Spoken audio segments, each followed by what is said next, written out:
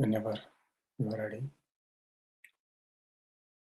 bring your awareness to the body consciousness.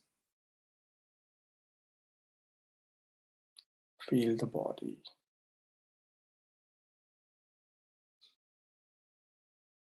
And gently release your hands.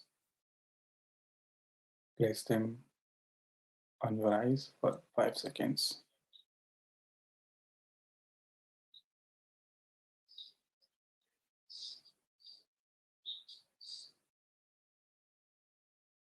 Slowly, with a beautiful smile on your face and with a sense of gratitude to the meditation,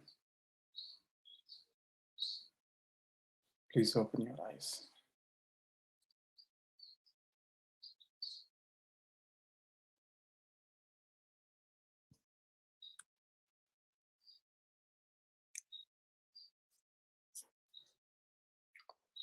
Good morning, friends.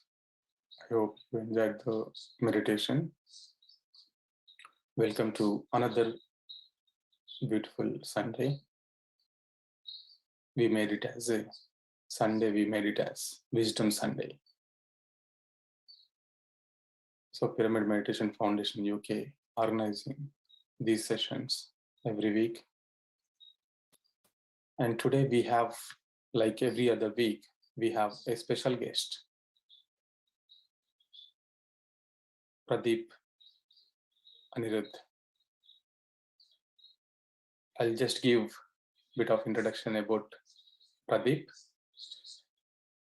Pradeep he was introduced to meditation in the year 2003 through his younger brother. We all know him, Prabodh Achyuta. We had sessions with him. He's called as Gudakesha.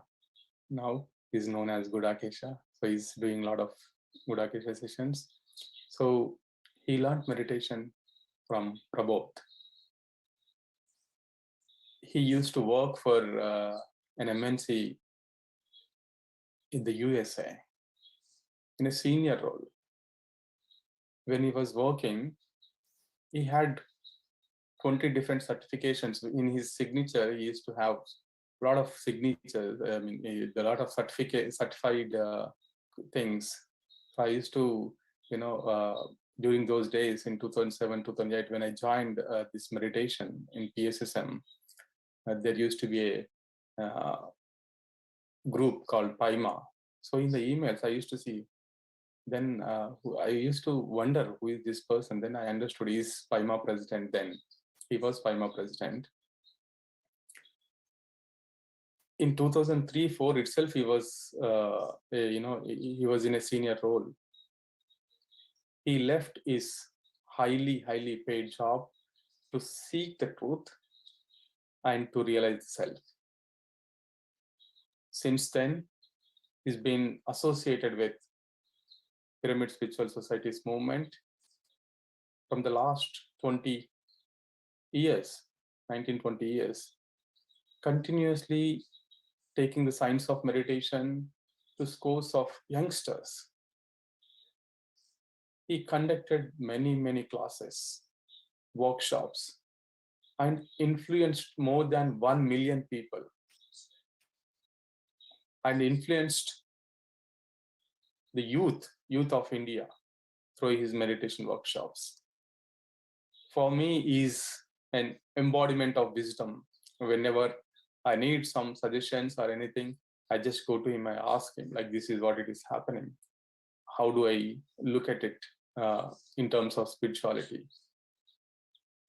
He traveled extensively around 15 different states in India for teaching meditation. He left his job completely and he's fully into spreading meditation since last 19, 20 years.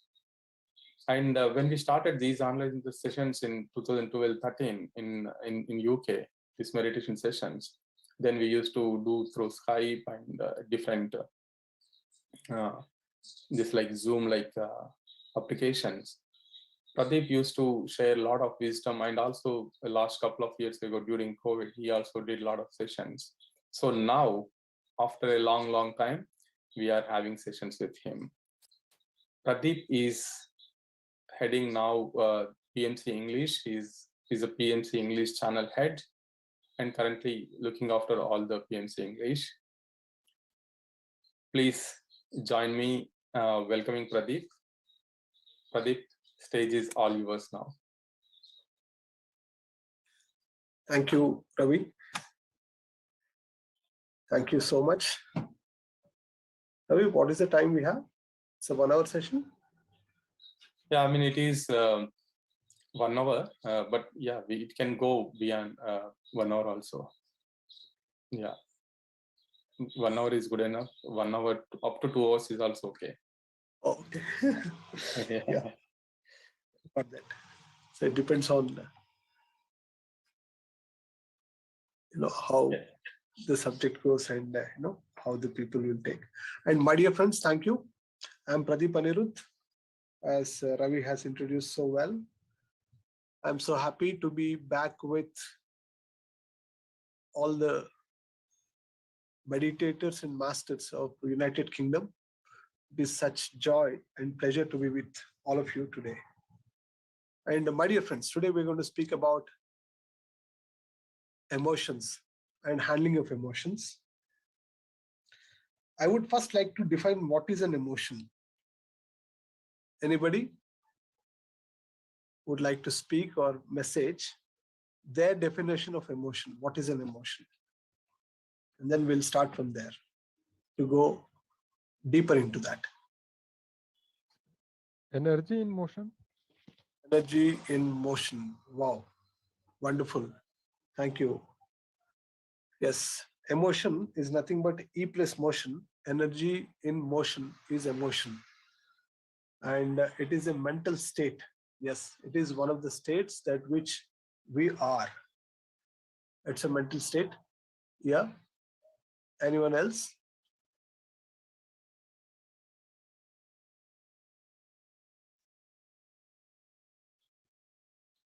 The two aspects of us being a human, we are called as human beings for a reason. There is human indicates the form, and being indicates the formlessness nature of us. So the form and the formlessness both constitute the human being. The form is the external form, which is tangible, which we can see, and that which we cannot see, we still exist in that realm also. So the thoughts and feelings and emotions, yes.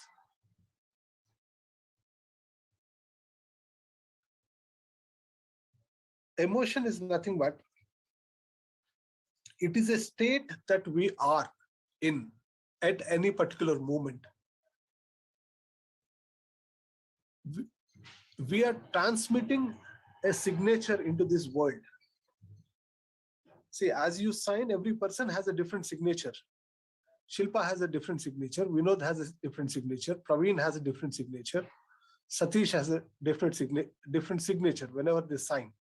But my dear friends, whenever you sign on a paper, that is not just your signature. Every moment, every second, you are transmitting your signature. You're transmitting your energy signature.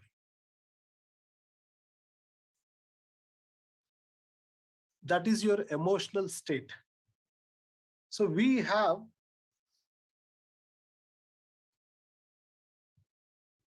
a unique signature every moment. We radiate a unique signature that happens through our emotions. In which state of emotion you are, so that is the energy signature that you are transmitting to the universe, and the universe will give back the relevant realities based on the kind of signature you are transmitting to the universe. It will give back the relevant ideas. It will give back the relevant people. It will give back the relevant opportunities. It will give back everything based on the energy signature that you're transmitting. And my dear friends, you are transmitting that energy signature 24/7, even if you are aware or not aware. And that is happening through your emotions.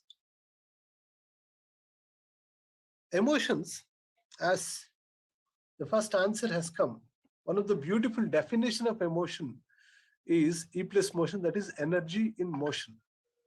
And what is the difference between emotion and feeling? Lot of theorists have proposed different meanings or different ways of differentiating a feeling and an emotion. But what I subscribe to is, when you identify an emotion, it becomes a feeling. So the identified emotion, you're already having an emotional state, you're already having a flow of energy inside you, whether you recognize it or whether you do not recognize it, whether you're aware or not aware, whether you have observed it or not observed it, you are in a certain energy state. You're radiating certain energy signature. But when you are aware of what kind of energy is flowing through you, is it the energy of anger? Is it the energy of joy? Is it the energy of hatred?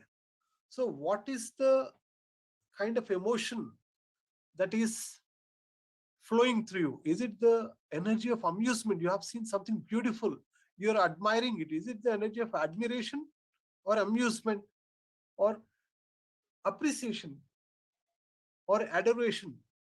Or you're feeling bored, you're feeling awkward, you're feeling anxious, or you may be feeling confused inside or calm inside. You saw something which you did not like and you felt the disgust, you felt fear, you felt horror, or you felt empathic to the other human being, you felt compassionate.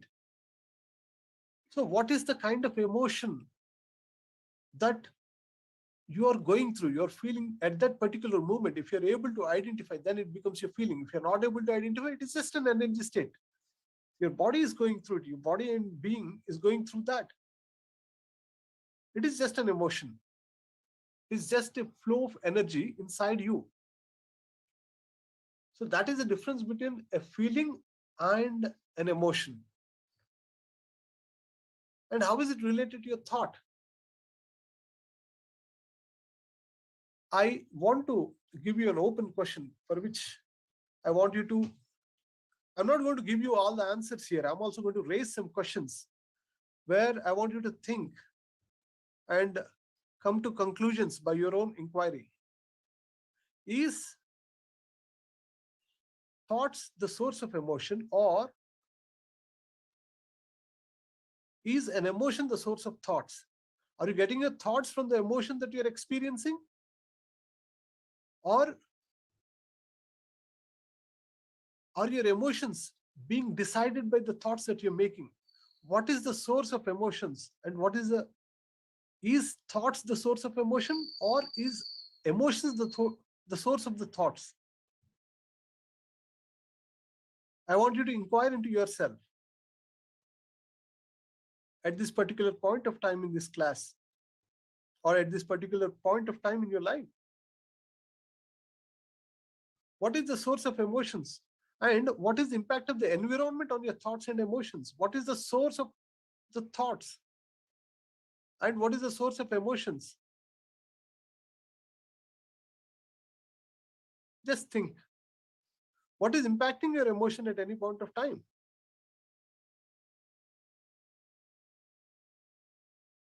The leaders, the successful leaders, or your bosses, your partners.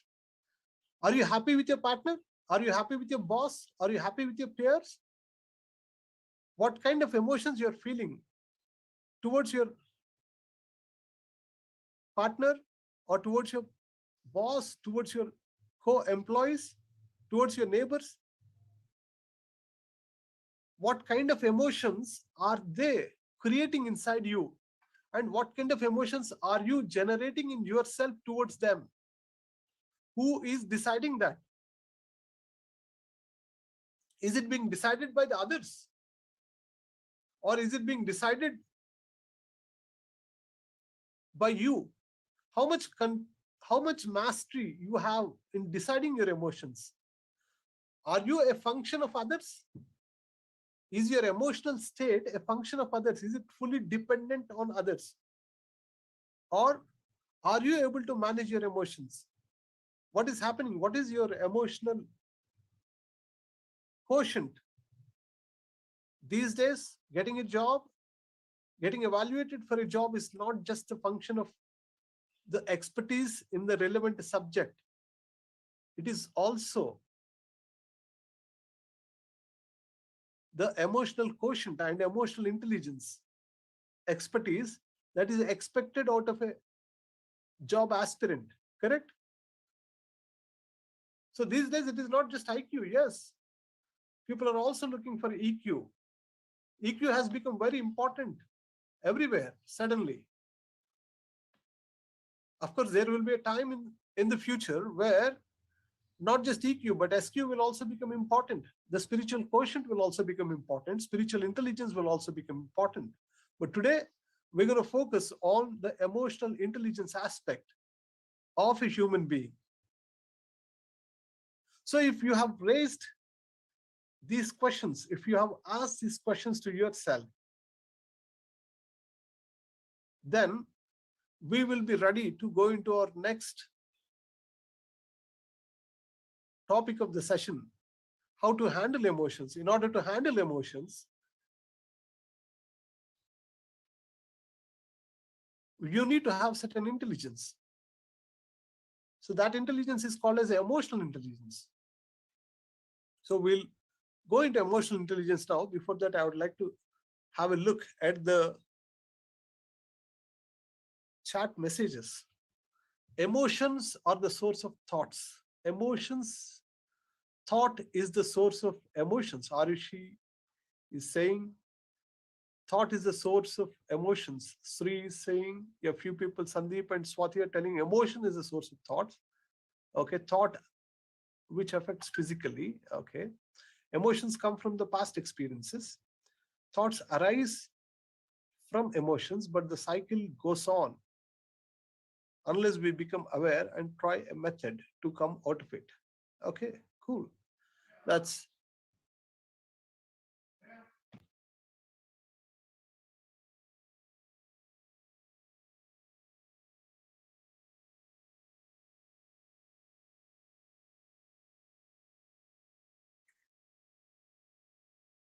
yeah, that's a good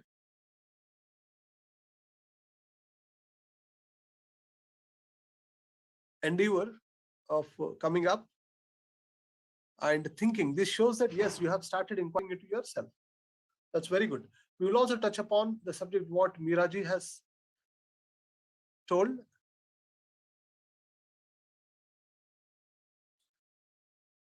And my dear friends, let us go into emotional intelligence now. In 1995, Daniel Goleman has released a book called as Emotional Intelligence, in which he has mentioned about 4 quadrants of emotional intelligence, which has become very standard way of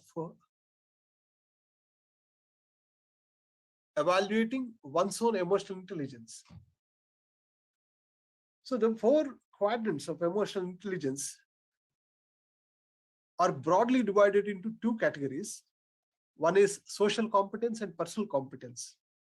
So every person has some competence, and if he's able to handle his own emotions, then it is called as personal competence. And if he's able to handle and know and be aware of others' emotions, then it is called as social competence. Every man or woman after birth, everyone is self-centered. Nature has made us aware to take care of our own needs. See, we feel hunger, so we want to eat food.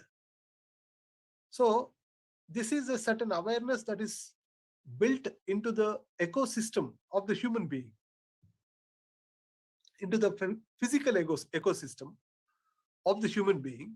And then the child, when they develop themselves from an infant to a child or child to a young person, so usually they are self-aware and also self-centered. But are they fully aware of their own emotions? That is the point here. Are you aware of your own emotions? The first quadrant tells about self-awareness. Your own awareness of your own emotions, that is the first quadrant of emotional intelligence. Or you on your own emotions. This is the first quadrant of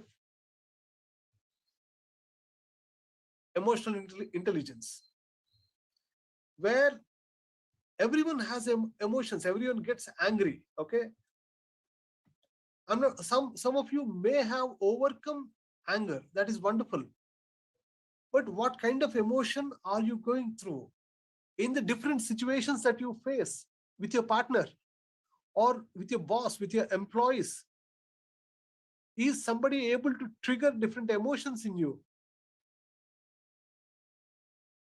Are you really aware of the emotions that you're going through every moment or every day or in different situations? If you're able to recognize your own emotions at every point, then you will understand the feelings that you're feeling at that moment. And you will also understand how your emotions is impacting you and how your emotions is impacting others. Because once we get angry, it is not just we who have to deal with our own emotion. It is also the social aspect. It is also your partner who has to deal with you being angry. It is also your employees who has to deal with you being angry. But are you aware of your own emotion and the impact of your emotion on others? So if you're aware of your own emotions, your own energy flow in your body, and the impact of those emotions on others, then you're self-aware. And sometimes, see, this anger is always inside you. Somebody just have to tell something and then that anger comes out. See, if that anger is not inside you, somebody else will not be able to trigger it inside you. No, sir, he is telling something, she is telling something, then only I will get angry. It is not like that. If it is not inside you, nobody else can trigger it. If it is inside you, anybody can trigger it. So it is that particular emotion that is being inside you. That emotion is inside you. So only they're able to trigger it. So you need to take that ownership and responsibility for those emotions which are coming inside you. What happens outside, you may not be able to control. I'm not telling you will not be able to control. I'm telling you may not be able to control based on your understanding of your reality, based on your understanding of the dynamics of reality creation. Okay,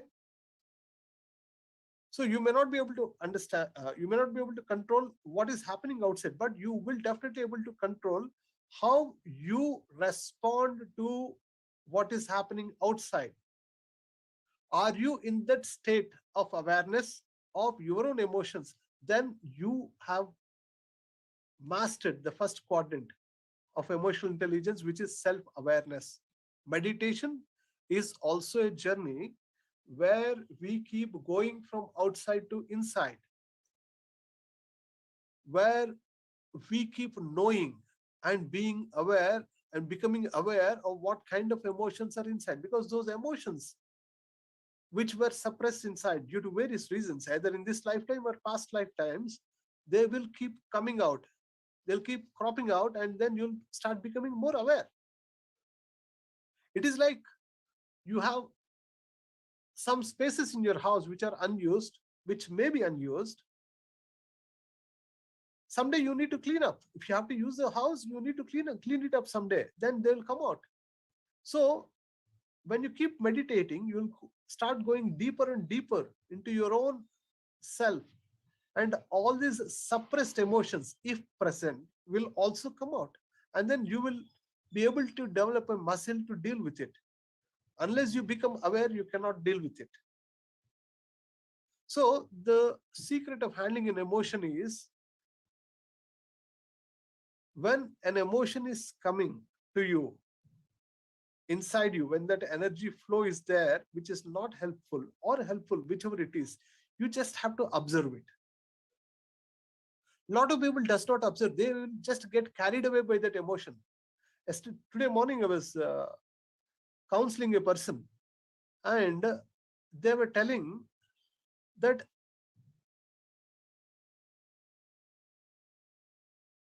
A person is crying. They are not able to handle their emotions. And they were in a state where they were prone to do some self-harm.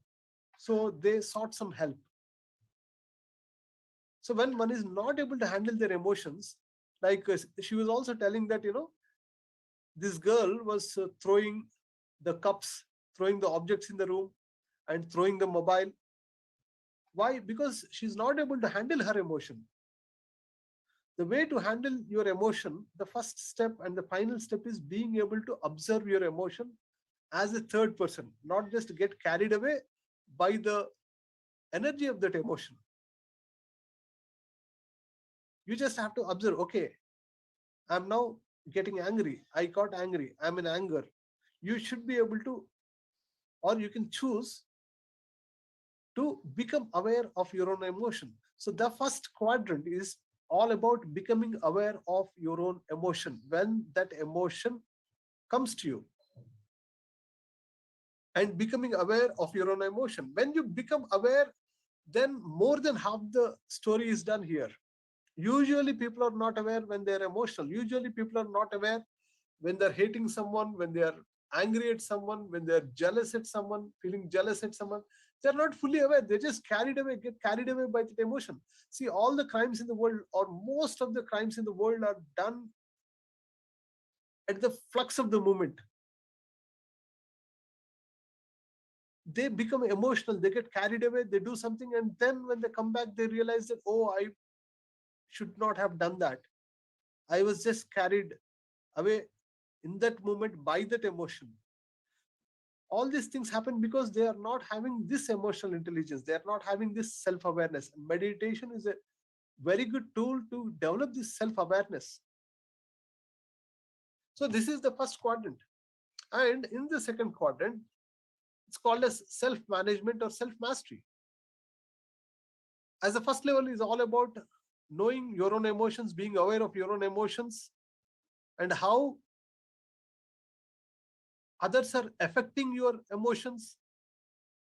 Being aware, are you being triggered by the other person to get angry? So all this is first quadrant. The second quadrant is, it was, the first quadrant is only being aware and knowing. The second quadrant is about managing your emotions. Now you're aware what kind of emotions you're getting and what kind of energy flow is happening in your body. But the second quadrant is all about regulating your emotions, managing your emotions, mastering your emotions.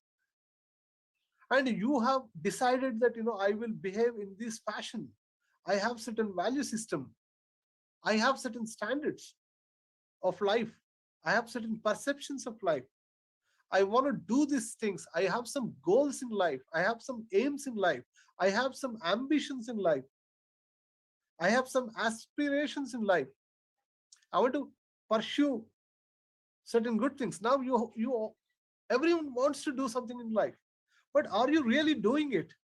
Are you in an emotional state to do it? If your emotions are not in congruence to your goals, then you will not be able to do it. So if you're not having emotional intelligence, you cannot even pursue your goals. If you're not having emotional intelligence, you cannot be even friendly with others.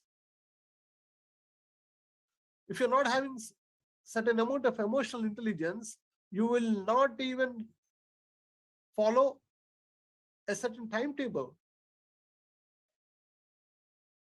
So you are moving away from your goals. You are moving away from your health. You have kept a target that, I want to exercise daily, but you're not doing it because you're not able to handle your emotions. You're not able to handle your energy. You're not able to handle your impulses. So the second quadrant is all about mastering your emotions, mastering your emotional state, mastering your energies in a way that you keep managing your emotion in congruence to the goals that you have kept for yourself, to the aims and ambitions and aspirations that you have kept for yourself. And when there is a change that happens, Are you rigid to that change? Are you able to handle it flexibly? If you're able to handle it flexibly, now you're in the second quadrant. If you're not able to handle it, because there is a certain emotional resistance to the change. There's a change in the job. Are you able to handle it? There's a change in certain circumstances in the house, with your partner, with your family members. Are you able to handle the change easily and flexibly? What kind of emotions you are getting when you're going through that change in your life? Are you able to handle those emotions? Are you able to manage those emotions when there's a change in your life or in your job? You're working in a project, now you're moved to another project which you didn't like. Are you able to handle your emotions well and steer through that situation well? Are you able to keep your disruptive emotions in check? And how are you handling your obstacles? How are you able to handle your goals with perseverance? See, I'll tell you three concepts. Here, we'll take a simple goal, like doing meditation every day. Simple goal. Say, I want to do meditation every day. Right, good, very good. This is a goal.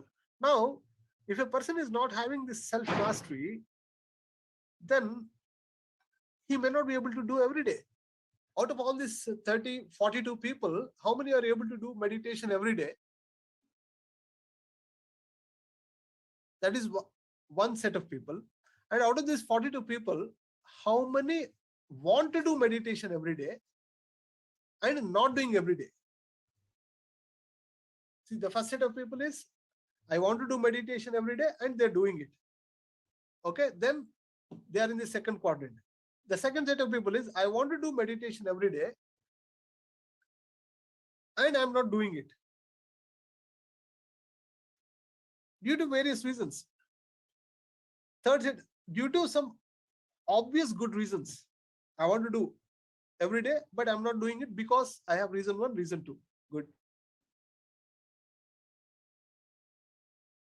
Here, there will be obstacles doing it every day. Yeah.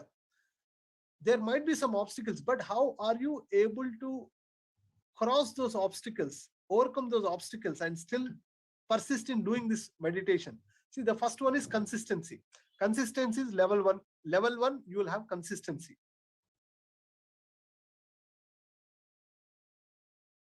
And then persistence is level two. Persistence is, see, in spite of obstacles, I'm able to do meditation. I want to do meditation every day at the same time. Morning 6 to 7, I want to do meditation. Yes, I want to do meditation. I'm doing it. But there's an obstacle that has come. I did not do. And then I did it. An obstacle comes, I did not do. This is not persistence. Persistence is being able to pursue the goal in spite of the obstacles that come in the way. That is persistence. And perseverance is, here the stickability is there, quittability is not there. Mark my points. It is about stickability and not quittability. Quittability in the face of obstacles is not persistence. Stickability in the face of obstacles is persistence. Now you keep going no matter what. You're determined to go. And then you kept on going in spite of your obstacles. That is your persistence. And now this persistence, or your way of keep going in spite of obstacles in any area of your life, in any aspect of your life, that is perseverance. So here in the second quadrant, we build the muscle of consistency, persistence, perseverance. Okay, 3 levels. First level is, somebody wanted this to be repeated, Vaishnavi. Okay. First level is,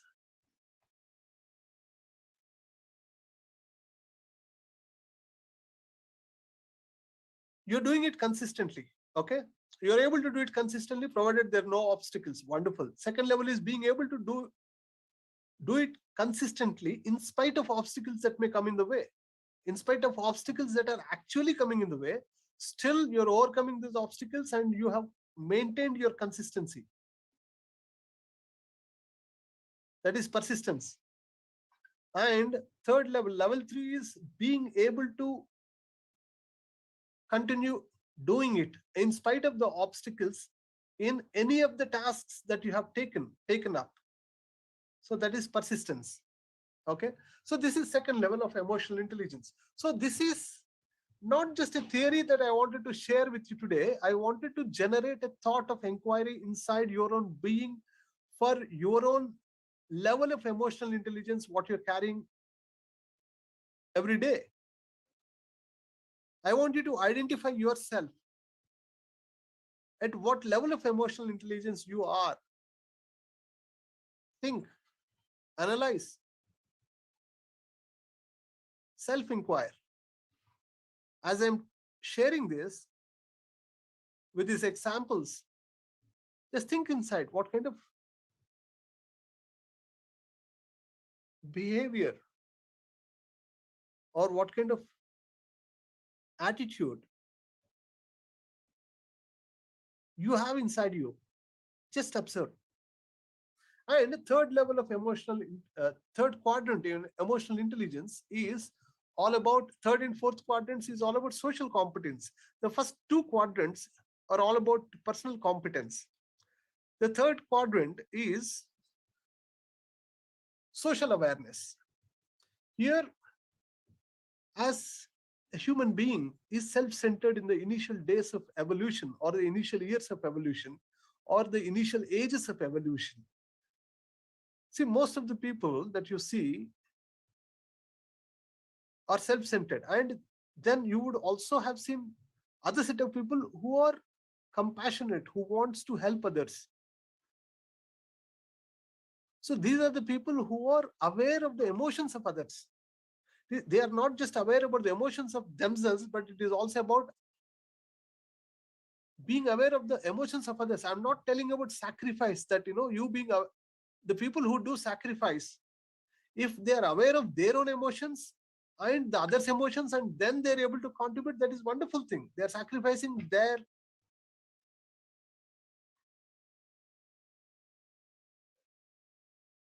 dash dash whatever. Okay, they're sacrificing their time.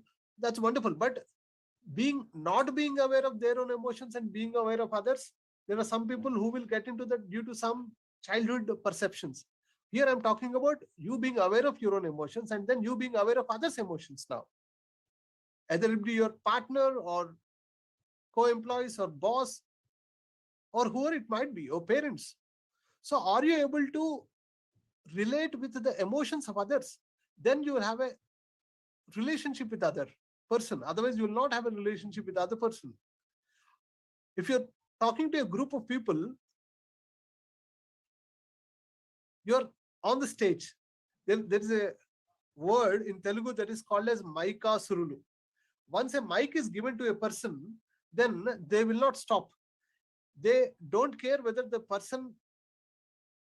audience in the room are listening or not listening. They just keep on going because they got a mic. They got a mic, they have to speak. That's all. They are not aware whether the set of people in the room are interested to listen to them, not interested to listen to them. They don't bother. They just want to tell what they want to tell. And even in some conversations, say I have to speak to a lot of people, okay, in my profession. And then when I speak, there are some people who doesn't bother whether that point is needed by the other person or not. They just keep on doing blah, blah, blah, blah, blah, blah, blah, blah, blah, blah. That's all. Because they want to make their point. They want to tell what they want to tell. These kind of people are not aware about the emotion of others. They are not aware that the other person is getting bored. Listening is the best way of healing. Yes, wonderful. The other person is, I'm listening to the other person when they are telling, but it is also, I'm not also helping them fully. When I keep listening to their bullshit, then I'm not also fully helping them. So Just think what kind of people you have encountered in your life and what kind of person you are. Are you being aware of the other person's emotions? Are you being aware of the emotions in the room where you're talking or where you're being? Are you really caring what is happening with the other person? What is happening in the other person's mind and body and in the energy system of the other person, energy flow of the other person? Are you able to identify the emotion of the other person? Other person may be saying something by mouth, but are you actually listening to what the other person is saying?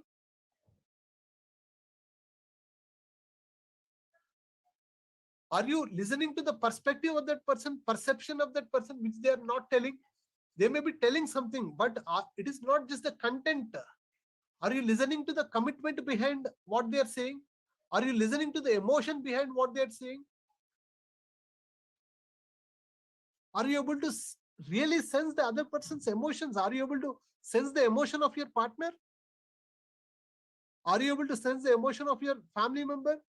Are you able to sense the emotion of your boss? What does he need from you?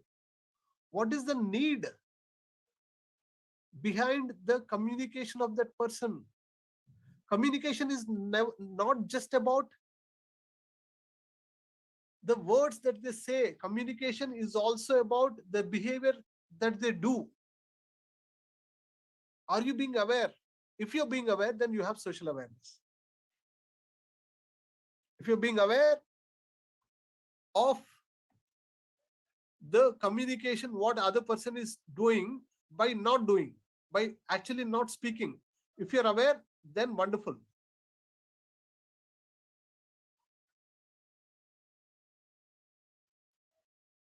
Then it means that you have social awareness. Otherwise, no, we don't have social awareness. So this is the third quadrant of emotional intelligence. And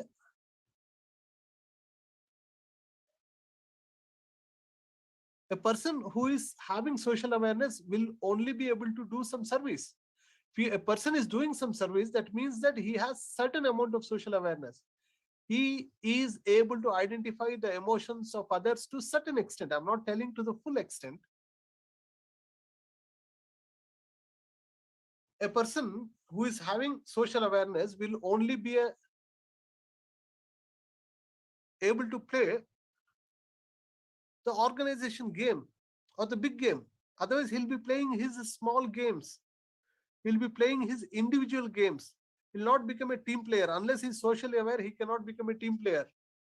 Only a person who is socially aware can become a team player. Only a person with social awareness will have synchronicity to the organizational goals.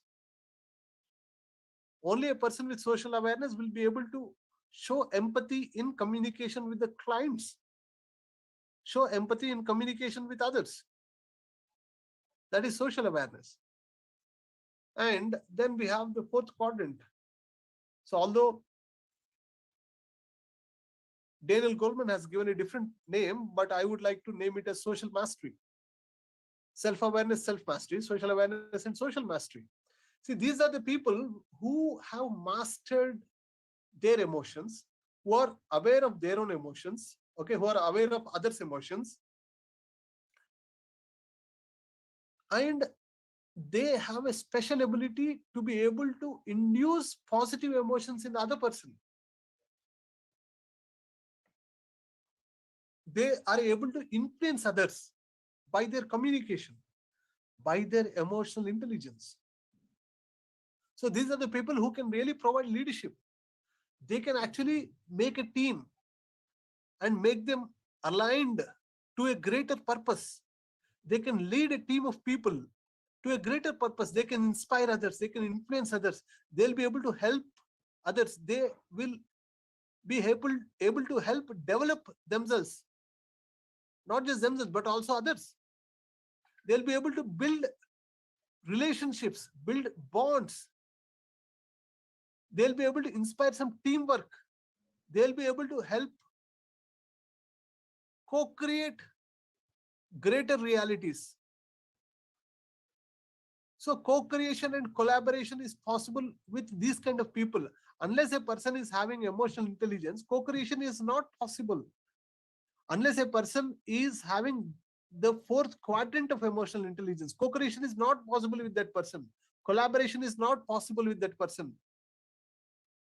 Otherwise, they'll get into conflicts. A person with fourth quadrant of emotional intelligence will be able to handle conflicts. They'll be able to manage conflicts. They'll be able to do conflict resolution.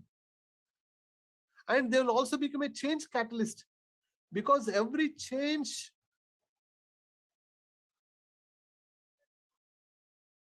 will create obstacles in people's minds.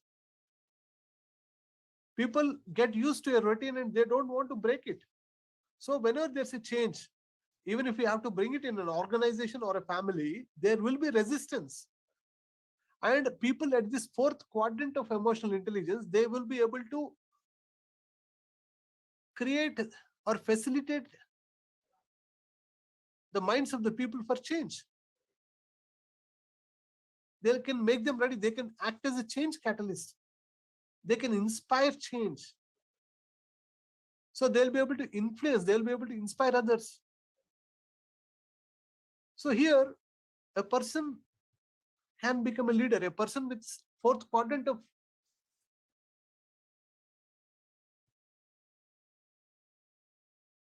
emotional intelligence can become a leader. He is more sensitive. He'll be able to clearly express his ideas and involve people. He is sensitive to others' feelings. He is empathetic, and he can manage interactions very well and successful.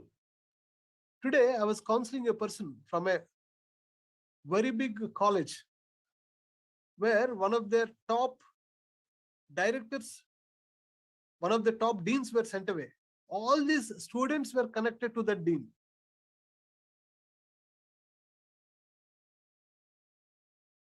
But the dean was sent away. And all the students have now, most of the students have now gone for a strike and they are asking back the dean. But the authorities who are over that person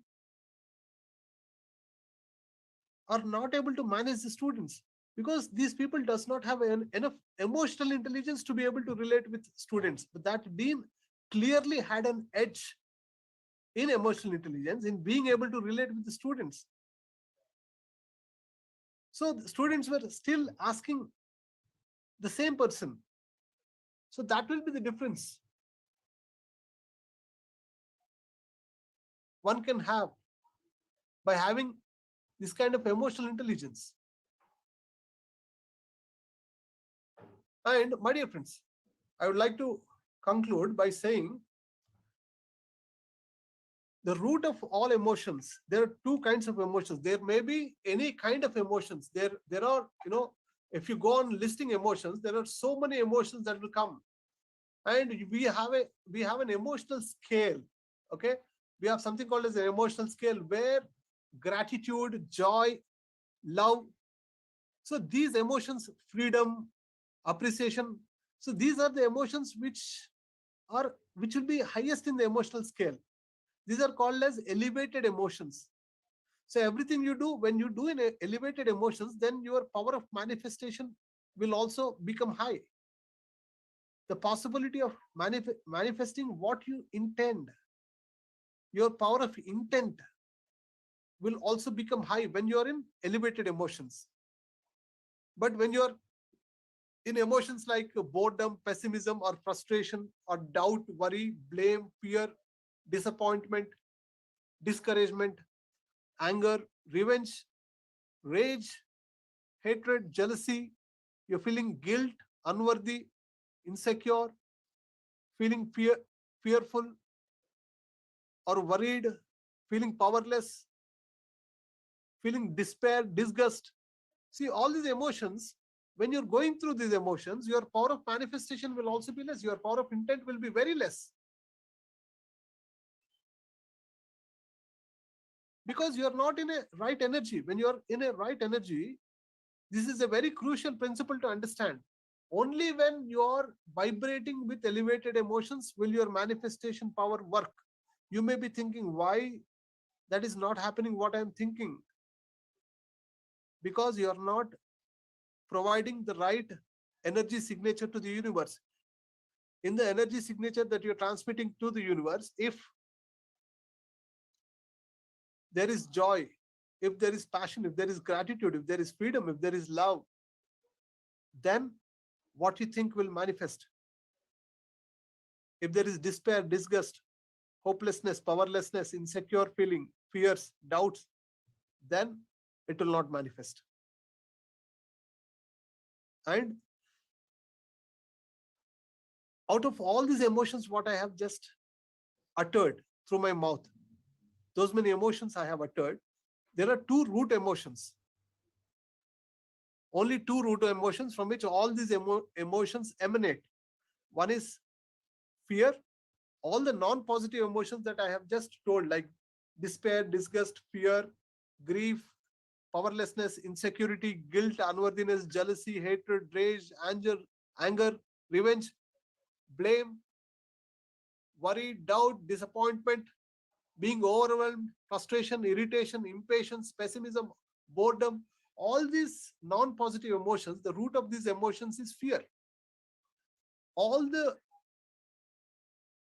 positive emotions like enthusiasm, I'm feeling a lot of eagerness, happiness, positive expectation, belief, optimism, hopefulness, contentment,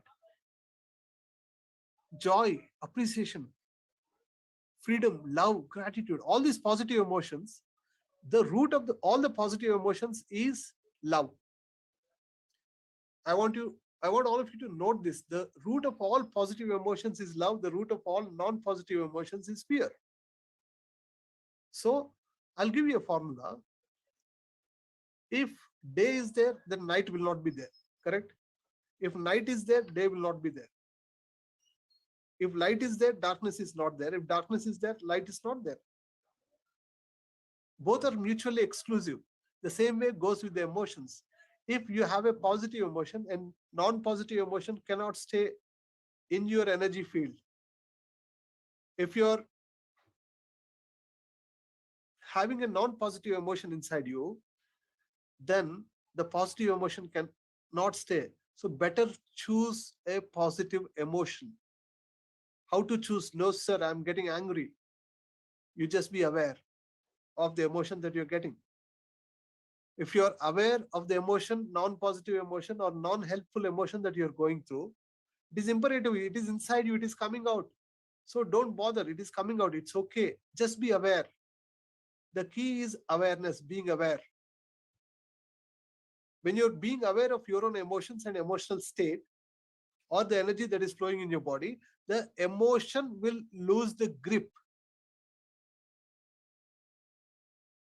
That is the equation here. So these are the things that I wanted to share with all of you today. Thank you so much. Thank you. And the forum is open for questions now. Thank you, Ravi. Thank you, Pradeep. Such a wonderful session. You've really, explained well about different quadrants of emotions. And the last point is really important, as in 10, 12 years ago, when someone gifted me the book Ramana Maharshi. So one of the saying in that book was like, when you observe the mind disappears. So in the same way, like when you are aware of your emotions, that emotion will lose the grip. So that's amazing. Thank you. Friends, anyone has any questions or anything to share? Please do so. I'll wait a few seconds. Before the next question, Meera has mentioned that emotions come from past experiences. So I just want to give a thought here, share a thought. Yes, Meera, you're very right. As if you do not get the intelligence, do not get the wisdom out of your past past experiences in this lifetime or past experiences in your past lifetime, then there's a possibility that the same kind of experiences will get repeated. The people will may be different, the situations may be different, but the kind of emotions that you may go through will be the same. I want all of you to very intently listen to what I'm saying here. In your life, there may be times you may have been going through different problems, different challenges. The people may have changed, the situation may have changed, the place may have changed, but the resulting emotion, what you're experiencing in your life, may have been the same. How many people agree to it? Just say if you have experienced the same kind of emotion multiple times, then say yes. One person, okay. Two.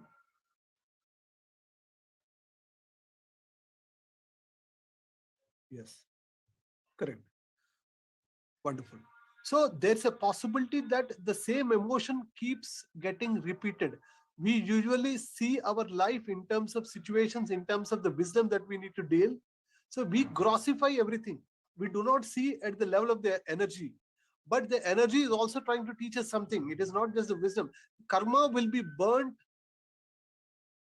by wisdom.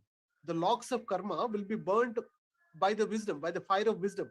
Gnanagni dagda karmana. Gnana Agni Dagda Karmana. Through the fire of wisdom, the logs of karma will be burnt. So the wisdom, we usually try to see, okay, what is the situation that I have faced in the past or in this current situation? What is the situation and what is the wisdom that I need to take out of that? We will keep seeing that. And we'll keep taking that gross wisdom, but at the subtle level also that wisdom has to get integrated. So when you develop this emotional intelligence muscle, then that wisdom will get integrated into you even at the subtle level. Unless you have certain emotional intelligence, your astral body also, your astral body organism will also not get fully developed. Astral body awareness will not fully get developed unless a person has developed their emotional intelligence muscle. So be aware that what kind of emotions are getting repeated in your life. What is that particular emotion which is getting repeated, although the situations, people, or places may have changed, and learn this emotional intelligence lesson.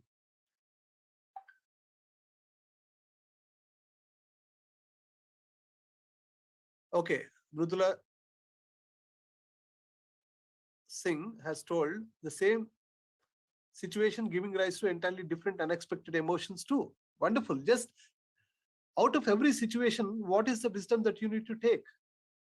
If you take the wisdom, then there's every possibility that the same situation would not arise. If you have fully integrated that wisdom inside you, then it will not come. Can you give us an example or your experience how emotions disappear on realization?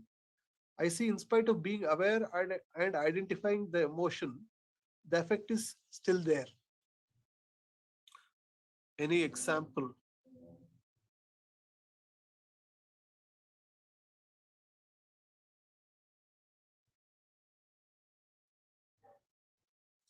I'm just thinking. And any other questions? You can still type it or you can unmute yourself and raise your hand and speak. And I would also like to hear a couple of people sharing their experience of this session as to what is one point that was very striking to them, what they have resonated with, and what did they get from this session. When you share, the learning will get integrated into everyone's mind and being at a greater level. Yeah, Sandeep Garu, go ahead. Hi, Pradeep sir. Thank you very much for the wonderful session, sir. Sir, I have a small question about myself. You know, after your session, I understood there is a problem with me, or like I don't know how should I rectify the problem. When when I watch some movies, or when I see some people talking, or when I watch something on the YouTube or something, any love or any sentimental scenes, if I come across, I'll feel very emotional. Sometimes I feel started tears in my eyes as well. So I observed a lot many times, coming across all these things. So how to balance these kind of emotional feelings coming out of myself. you know Yeah, can you able to help me with got that? that, Sandeep Garu. First thing, Thank you, you sir. being sensitive is very good. You being sensitive to the emotions of others, then you are at the third quadrant. So it is very wonderful. And it is just about balance may not be the right word for emotions, although it may seem very relevant. Balancing emotions seems very relevant. The word seems good and relevant, yet it is all about, the right word is being aware. So you're able to emotionally relate to the scene in that movie, and you're feeling emotional. Okay, but are you aware of your emotions? Till the time you're aware of your own emotions, okay, I'm feeling sad, or I'm feeling uh, grief based on the situation. Say if you watch Matru Deva Bhava, it's a movie in Telugu. Okay, a lot of people feel sad by watching that, feel grief by watching that movie. Okay, so till the time you're aware of your emotions, it's wonderful. It works well. That's all. You just have to be aware of your emotions, and how to handle your emotions, how to increase your emotional intelligence. Just be aware of your emotions. That develops your personal competence, and then be aware of others' emotions. That develops your social competence. And this is not just one lifetime's work, my dear friends. Let me tell you, this is many lifetimes work. And if you're able to get this in one lifetime, wonderful. It is not 1 hour class work also. It is a continuous work. Although we have understood the theory at such a simple and convenient time and less time, lot to do. Thank you, Sandeep ji. And Sri Thank you, sir. Marligar. Yeah. Anything else you want to share or add?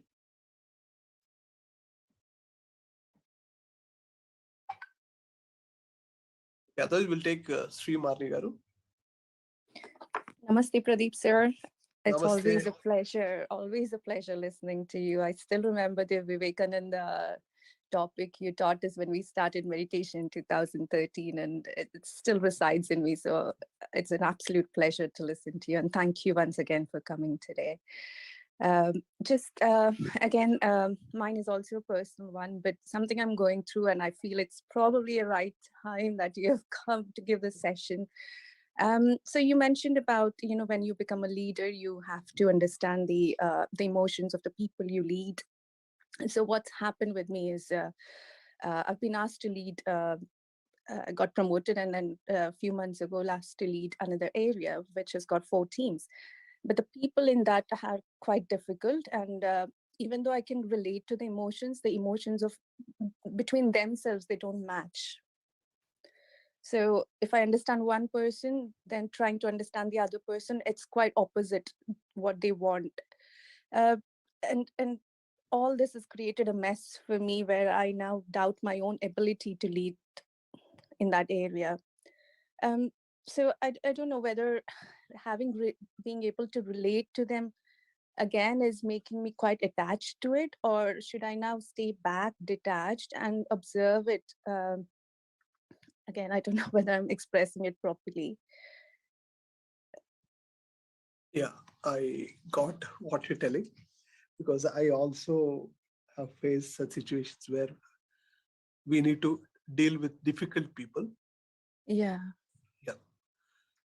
See, every person has a need, and it is not clear in their communication by words. There is some communication, hidden communication behind the words. There is some need for every human being, either it be to preserve their dignity or their respect. So look for what actually they are seeking. you need not demand a compliance immediately. But when you communicate with them, a simple word like I understand, try to communicate with them by saying I understand. Whatever you may be communicating with them, if they are difficult, they may not be actually complying, they may not be actually in compliance with what you say or what you need, what you want them to do, right? So try communicating with them by staying calm and actually listen to what they're trying to say by not saying, and don't judge them initially, because if you're able to do this, you're able to respect them in spite of however they may be, then they'll start listening to you. Okay. And that's a continuous communication and rapport building that has to happen. Sure. Okay. Sure, sir. Yeah. No. And sometimes if you giving this time and space for them, if you're the boss of them and they are still not being able to comply with your request, not doing it, then you need to escalate. Yeah, it's Yeah. how long do I need to wait? That patience levels. But no, I get your point, sir. It's building that trust and empathy first, and then Correct. taking it from there. Okay. While still allowing them to have their own dignity of communication. So you trying to build that rapport and trust. So always, when I used to work in this company, so there was a new project manager who has come to our project. And this guy is a very senior guy. But we were already a team of almost 25 people in the project. So if a newcomer comes to a college, all these people, the old students will rag them, right? The freshers. The same way the project manager has to go through all the teams ragging for 2 months. So he was literally being ragged. Nobody was listening to them. But within 2 months, he also has gained enough respect. So the key is persistence here.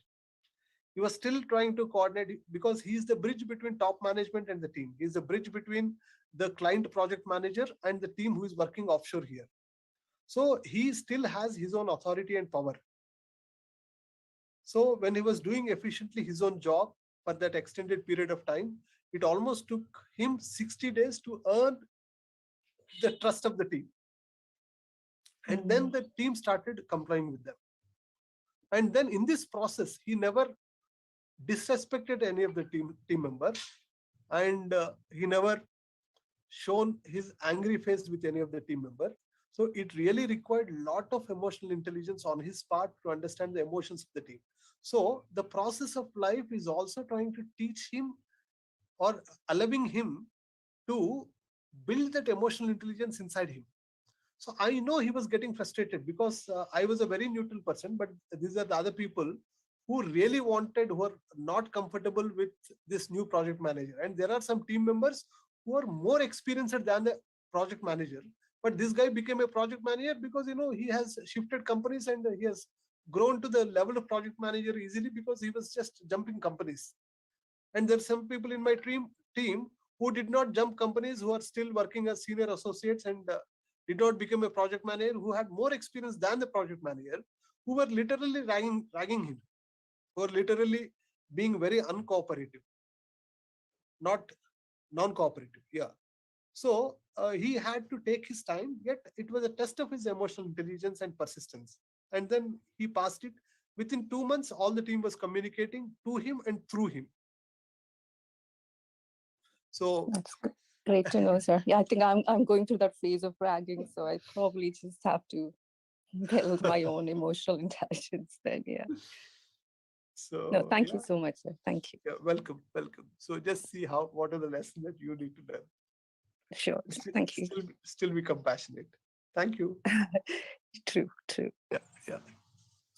Thanks for asking a very relevant and practical life question. Thank you. Thank you, sir. Yeah. Indira garu. Namaste, Pradeep ji.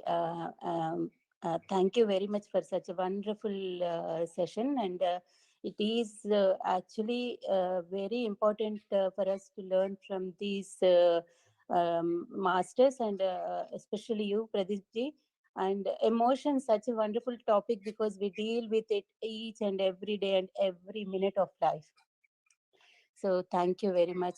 Gratitude to you and Ravikarian Garu as well, and all the team.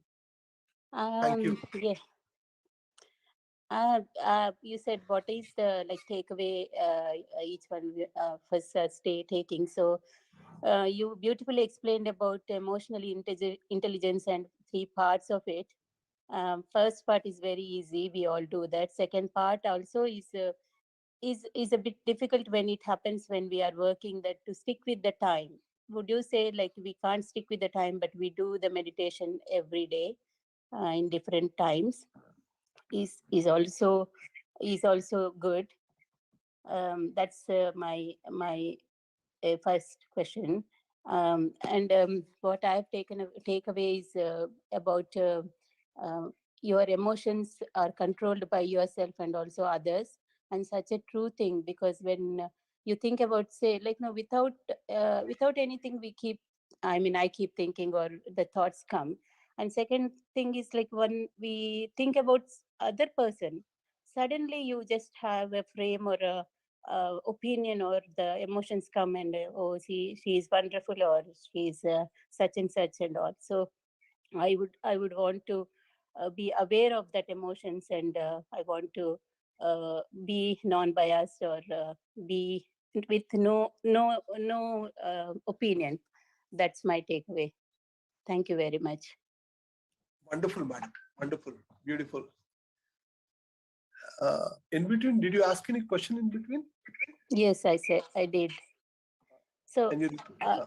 yeah, first thing is, I mean, when I am in the state where I react, I mean, immediately I am aware of that emotion, but it's still on that phase only. I mean, I'm thinking like, no, it should be progressing, isn't it? So still, okay, you recognize and then you just pause it, but still there is an emotion there. So it should be uh, like you.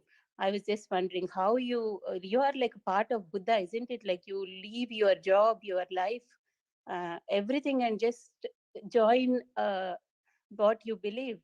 So kudos to you as well, Pradeep ji. Thank you, Indira Garu. And now that you mentioned about me, every sage or saint or a sinner, every sage and a sinner, every saint and a sinner will have the same amount of challenges. It is just that the difference is how they deal with them. That is the only difference. Everyone will have the same amount of challenges, because life will throw its own tantrums and challenges for you to learn and for you to evolve.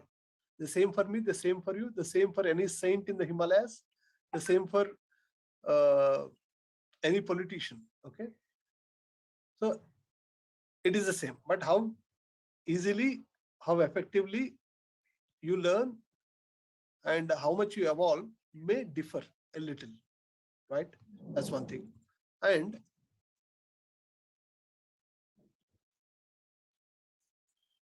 if you're feeling that emotion for a continued time, if you're being aware of that emotion, what is inside you, what has got generated inside you because of that person, if you're being aware, the emotion will lose its grip.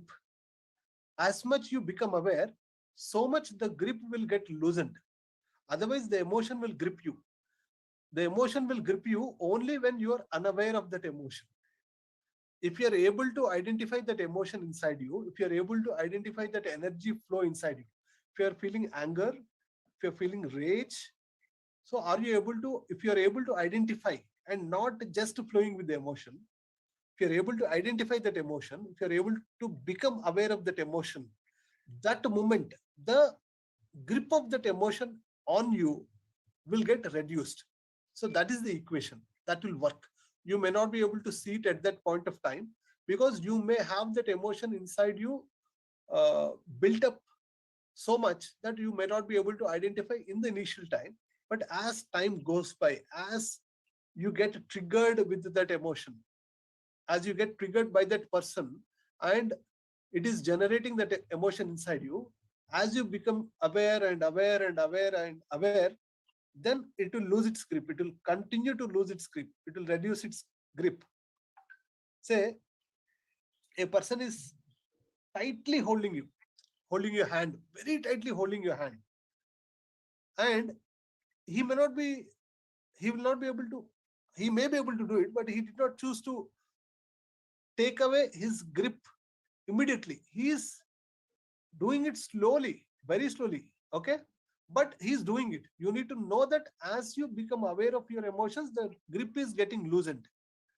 You be rest assured on this. That is one thing. And the initial question that you have asked about timing of the meditation. So if you want to do meditation at different times of the day, wonderful, not an issue. If you choose to do meditation like 1 hour or 2 hours every day, and you're able to do it not at the same time but at different times of the day, wonderful. If provided if you have chosen to do like that. But if you have chosen to do 2 hours of meditation and not being able to do 2 hours of meditation at any time of the day, then you need to build that emotional intelligence, the second quadrant emotional intelligence. Either it can be 2 hours a day or 2 hours a day at the same time, or doing meditation or not, anything with your self-discipline. So that is all about personal competence. So once you build your emotional intelligence at the first quadrant and the second quadrant, then our alignment to our goals, our synchronicity to our aims and aspirations will be 100%. If it is not at 100%, that means we need to develop our emotional intelligence muscle in the first 2 quadrants. Okay, Indira Garu? Thank you very much, Pradeep ji. Thank you very much. And we'd love to have you more time as well. Thank you. Thank you. Thank you so much.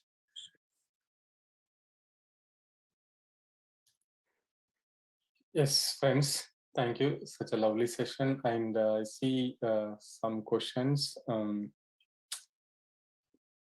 Just how to hold a particular emotions for longer period, say abundance. Yeah, something good.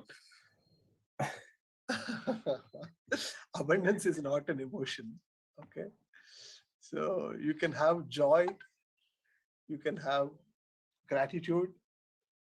It's all about choosing to be in that emotion. First is choice, okay, and feeling of love. So sometimes we take help of some objects, and based on that object or a process, then you can choose to experience that emotion, like keeping a gratitude journal.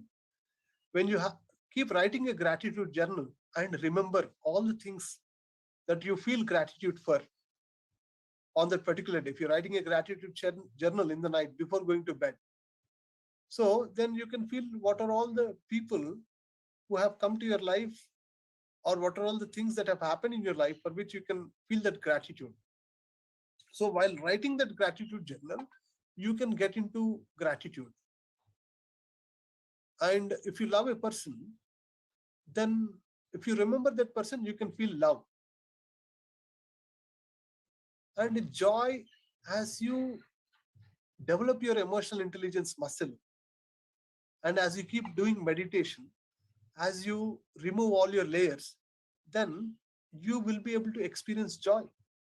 You'll be able to experience freedom, because you're no more bound by the worldly attachments. As you keep realizing that you're not just a physical body, but you're that eternal soul, which is in this physical body, which has chosen to be in this physical body, yet it has a choice to take any physical body, and it has taken so many physical bodies. It has a choice to take further physical bodies also. Then you will feel that freedom. When you are in synchronous to your soul nature, when you realize your soul nature, when that self-realization happens, then you'll feel that freedom inside and outside. When you know that, experientially, you will be able to experience that Brahmananda. Even Prabodji, my brother, so he has experienced that Brahmananda, the highest joy or the bliss state, and he can get it willfully.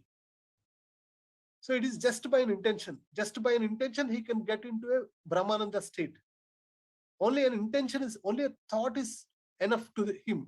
Otherwise, sometimes you can take help of a process, you can take help of an external source or an external inspiration to get into those set of positive emotions, what you want to experience. So it all happens by your choice and an inspiration or an intention. Thank you.